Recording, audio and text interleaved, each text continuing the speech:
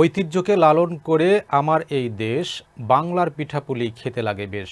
এ স্লোগানকে সামনে রেখে শনিবার দিনব্যাপী পালিত হচ্ছে পিঠা উৎসব। গাজীপুরের কালিয়াকৈর শফিপুরে আইডিয়াল পাবলিক স্কুল অ্যান্ড কলেজের এ উৎসবের আয়োজন করা হয়েছে। Shafipur ideal public school and কলেজের চেয়ারম্যান হাবিবুর রহমানের সভাপতিত্বে সকালে ফিতা ও কেক কেটে এ উৎসবের উদ্বোধন করেন কালিয়াকৈর পৌরসভার প্যানেল মেয়র আহাদ আলী।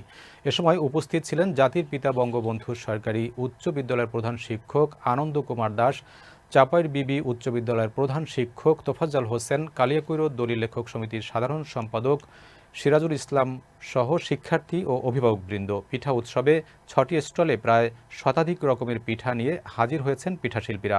উৎসব প্রাঙ্গণে উন্মুক্ত মঞ্চে সকাল থেকে সন্ধ্যা পর্যন্ত ছিল বিভিন্ন সাংস্কৃতিক পরিবেশনা। চাঁদপুরে ফরিদগঞ্জের টেন্ডারকৃত রাস্তার কাজ না করে অন্য রাস্তায় কাজ করার অভিযোগ উঠেছে। এ নিয়ে বড় ধরনের সংঘর্ষের আশঙ্কা করছে স্থানীয়রা।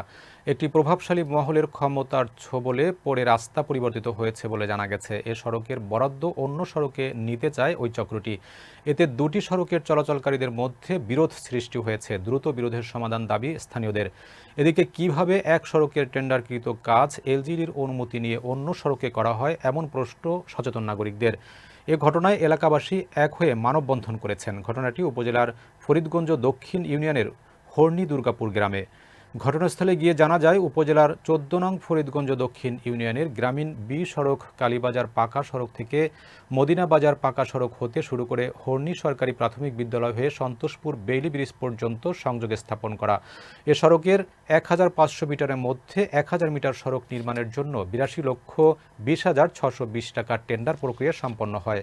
সড়কটি নির্মাণের জন্য ঠিকাদার প্রতিষ্ঠান গত কয়েকদিন পূর্বে সড়কের কাজ শুরু করেন। এ সময় ঠিকাদার প্রতিষ্ঠান ৪০০ মিটার সড়কের কাজ খননের পর তা বন্ধ করে অন্য সড়কের কাজ শুরু করেন। এ নিয়ে বিরোধ শুরু হয় দুই রাস্তার সুবিধাভোগী মানুষের মধ্যে। ইউপি সদস্য জাহানারা বেগম সহ স্থানীয় বাসিন্দা মিজান, তাজুল ইসলাম ও সোনিয়া বলেন, বহু বছর ধরে সড়কটি কাঁচা থাকায় স্কুল কলেজ শিক্ষার্থী ও জনসাধারণের চলাচলে মারাত্মক দুর্ভোগ পোহাতে হতো।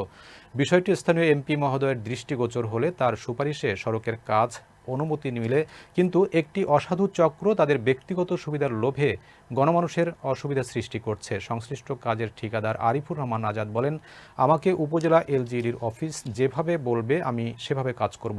ফরিদগঞ্জ উপজেলা প্রকৌশলী আবরার আহমেদের কাছে বিষয়টি জানতে চাইলে এই বিষয়টি তিনি কথা বলতে রাজি হননি। চাঁদপুর জেলা সিনিয়র সহকারী নির্বাহী প্রকৌশলী ফুয়াদ হোসেন বলেন, বিষয়টি আমার অবগত হয়েছি, সরেজমিনে তদন্ত করে এসেছি। সড়কটি যেই আইডিতে হওয়ার কথা সেই আইডিতে নেই। ঠিকাদার যে সড়কের কাজ করছে সেই সড়কটি অনুমোদনের জন্য মন্ত্রণালয়ে পাঠিয়েছি। এটা অনুমোদন হয়ে আসলে দুটি সড়কের কাজ একসাথে করব। আপাতত সড়কের নির্মাণ কাজ বন্ধ রয়েছে।